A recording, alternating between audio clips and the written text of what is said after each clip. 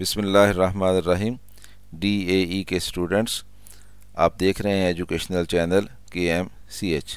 Subject है applied mechanics, physics 212, physics 242, chapter number 9, numerical number 9.7 करना है हमने। चैप्टर नंबर 9 मशीन्स का चैप्टर है, इसका न्यूमेरिकल 9.7 और न्यूमेरिकल 9.7 है a wooden block weighing 200 Newton is just pulled up the plane having an inclination of 30 degree with the horizontal।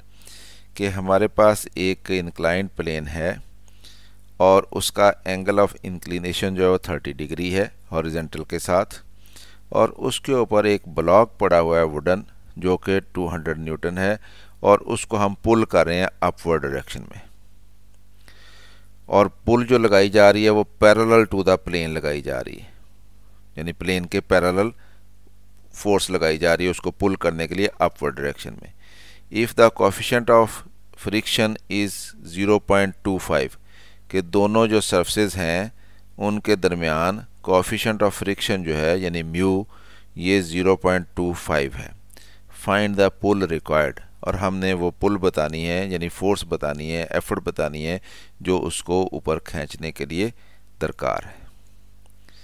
तो पहले हम इसको डायग्राम बना लेते हैं। ये हमने एक इंक्लाइंड प्लेन बना ली और इसका ये एंगल ऑफ इंक्लिनेशन इसको अल्फ़ा रख लिया, ये 30 डिग्री है।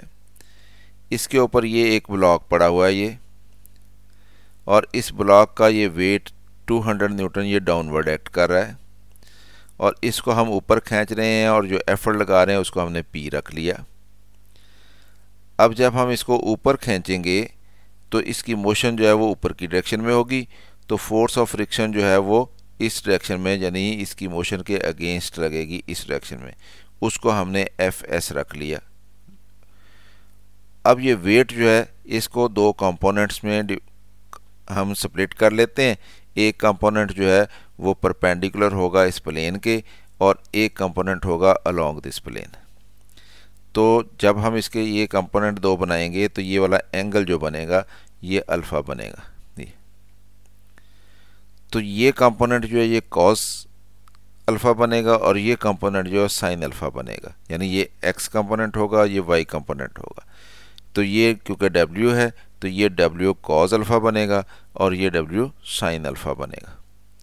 तो इस तरह से ये वेट के दो कंपोनेंट बन गए।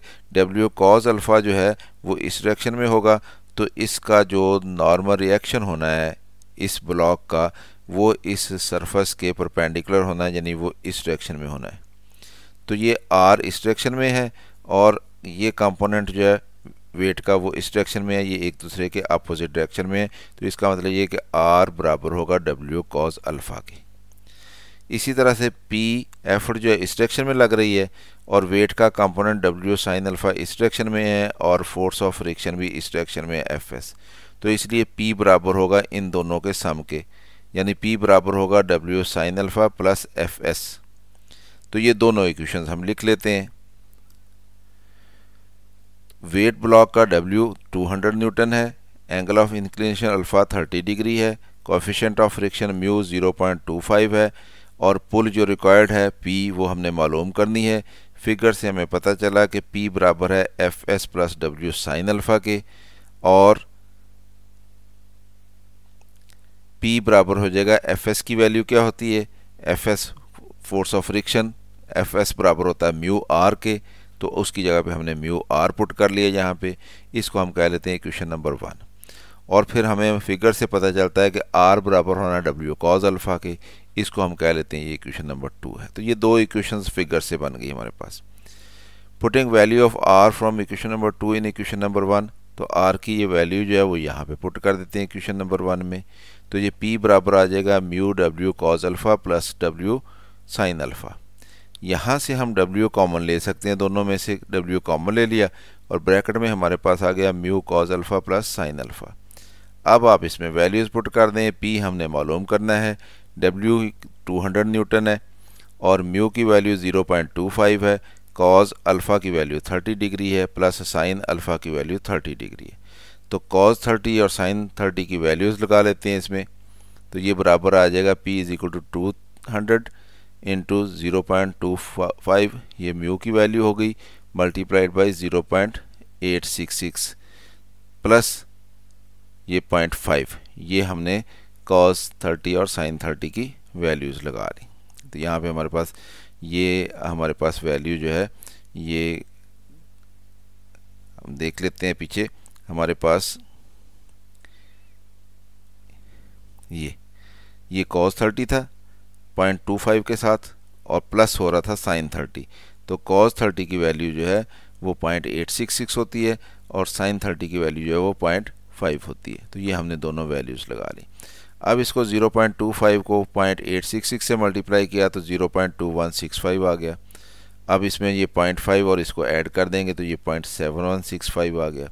अब इसको 200 से मल्टीप्लाई करेंगे तो ये 143.3 न्यूटन आ जाता है। इसका मतलब ये है कि हमें 143 या 3 न्यूटन की एफर्ट दरकार होगी ताकि हम उसको ऊपर पुल कर सकें ब्लॉक को इंक्लाइंड प्लेन के ऊपर।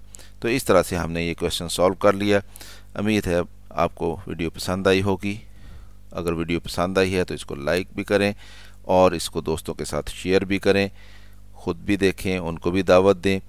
और चैनल अगर सब्सक्राइब नहीं किया तो इसको सब्सक्राइब कर लें ताकि आपको मज़ीद इस तरह की वीडियोस मिलती रहें। मेरी तरफ से अल्लाह हाफिज़, शाद रहें, आबाद रहें।